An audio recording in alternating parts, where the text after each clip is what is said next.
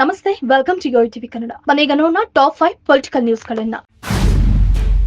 ಬಹುಕೋಟಿ ಮೌಲ್ಯದ ಚಿನ್ನ ವಂಚನೆ ಪ್ರಕರಣದಲ್ಲಿ ತಳುಕು ಹಾಕಿಕೊಂಡಿರುವ ಶಾಸಕ ಹಾಗೂ ಮಾಜಿ ಸಚಿವ ವಿನಯ್ ಕುಲಕರ್ಣಿಯನ್ನ ಜಾರಿ ನಿರ್ದೇಶನಾಲಯ ಯಾವುದೇ ಕ್ಷಣದಲ್ಲಿ ಬಂಧಿಸುವ ಸಾಧ್ಯತೆ ಇದೆ. ಗುರುವಾರದಿಂದಲೇ ಬೆಂಗಳೂರಿನ ಡಾಲರ್ ರಸ ಕಾಲೋನಿಯಲ್ಲಿ ಇರುವ ವಿನಯ್ ಕುಲಕರ್ಣಿ ನಿವಾಸದಲ್ಲಿ ದಾಳಿ ನಡೆಸಿರುವ ಇಡಿ ಅಧಿಕಾರಿಗಳು ಕೆಲವು ಮಹತ್ವದ ದಾಖಲೆಗಳನ್ನು ವಶಕ್ಕೆ ಪಡೆದುಕೊಂಡಿದ್ದಾರೆ. ಇಂದು ಕೂಡ ಪರಿಶೀಲನೆ ಮುಂದುವರೆದಿದ್ದು, ಪ್ರಕರಣದಲ್ಲಿ ವಿನಯ್ ಕುಲಕರ್ಣಿ ಭಾಗಿಯಾಗಿರುವುದು ಮೇಲ್ನೋಟಕ್ಕೆ ಕಂಡು ಬಂದ ಹಿನ್ನೆಲೆಯಲ್ಲಿ ಹೆಚ್ಚಿನ ವಿಚಾರಣೆಗೆ ಇಡಿ ಅಧಿಕಾರಿಗಳು ಬಂಧಿಸುವ ಸಾಧ್ಯತೆ ಇದೆ ಎಂದು ಇಡಿ ಮೂಲಗಳು ತಿಳಿಸಿವೆ.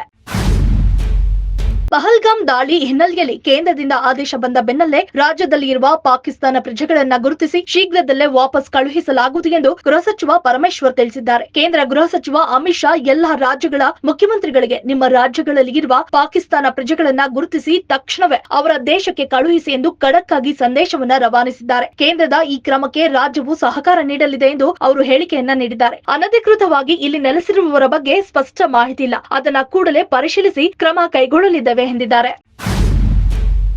ನಾನು ಯುದ್ಧದ ಪರ ಅಲ್ಲ, ಶಾಂತಿಯ ಪರ. ಯುದ್ಧದ ಬದಲು ಪಾಕಿಸ್ತಾನ ಉಗ್ರರ ವಿರುದ್ಧ ಕೇಂದ್ರ ಸರ್ಕಾರ ಕಠಿಣ ಕ್ರಮ ಕೈಗೊಳ್ಳಲಿ ಎಂದು ಸಿಎಂ ಸಿದ್ದರಾಮಯ್ಯ ಸಲಹೆ ನೀಡಿದ್ರು. ಇನ್ನು ಕೇಂದ್ರ ಸರ್ಕಾರ ಕೈಗೊಂಡ ಕ್ರಮಗಳಿಗೆ ಸಂಪೂರ್ಣ ಸಹಕಾರ ನೀಡುತ್ತೇವೆ. ಬೆಂಗಳೂರು ಸೇರಿದಂತೆ ರಾಜ್ಯದಲ್ಲಿ ಪಾಕ್ ಪ್ರಜೆಗಳ ಪತ್ತೆಗೆ ಸೂಚನೆ ನೀಡಲಾಗಿದೆ. ಪಾಕ್ ಪ್ರಜೆಗಳನ್ನ ಪತ್ತೆ ಹಚ್ಚಿ ಕೇಂದ್ರಕ್ಕೆ ಮಾಹಿತಿ ನೀಡುತ್ತವೆ ಎಂದಿದ್ದಾರೆ ಸಿದ್ದರಾಮಯ್ಯ.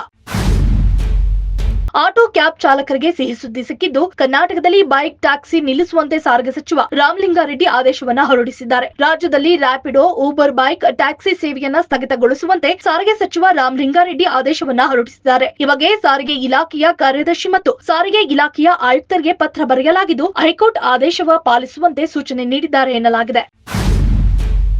ಕುಮಾರಸ್ವಾಮಿ ಅವರ ಕಾಲದಲ್ಲೇ 7 ಟೌನ್ಶಿಪ್ ಮಾಡಲು ತೀರ್ಮಾನ ಆಗಿತ್ತು. ಅದಕ್ಕಾಗಿ 300 ಕೋಟಿ ಹಣ ಕೊಟ್ಟಿದ್ರು. ಟೌನ್ಶಿಪ್ ಪ್ಲಾನ್ ಅವರ ಕಾಲದಲ್ಲೇ ಆಗಿದ್ದು, ನಾನು ಡಿನೋಟಿಫಿಕೇಶನ್ ಮಾಡಲು ಹೋಗಲ್ಲ ಎಂದು ಡಿಸಿಎಂ ಡಿಕೆ ಶಿವಕುಮಾರ್ ಹೇಳಿಕೆ ನೀಡಿದ್ದಾರೆ. ಬೆಂಗಳೂರಿಗಿಂತ ಚೆನ್ನಾಗಿ 10,000 ಎಕರೆಯಲ್ಲಿ ಉತ್ತಮ ಸಿಟಿ ಮಾಡ್ತೇವೆ. ಇದು ಮಾಡೆಲ್ ಸಿಟಿ ಆಗುತ್ತೆ. ರೈತರು ಜಮೀನಿನ ಬದಲಾಗಿ ದುಡ್ಡು ತೆಗೆದುಕೊಳ್ಳಬಹುದು, ಇಲ್ಲದಿದ್ದರೆ ಅಭಿವೃದ್ಧಿ ಪಡಿಸಿದ ಭೂಮಿ ತೆಗೆದುಕೊಳ್ಳಬಹುದು ಎಂದು ತಿಳಿಸಿದ್ದಾರೆ. If you like this video, ಬೇಗ ಲೈಕ್ ಮಾಡಿ, ಕಾಮೆಂಟ್ ಮಾಡಿ, ಶೇರ್ ಮಾಡಿ ಹಾಗೂ ಯೋಯೋ ಟಿವಿ ಕನ್ನಡವನ್ನು ಸಬ್ಸ್ಕ್ರೈಬ್ ಮಾಡಿ.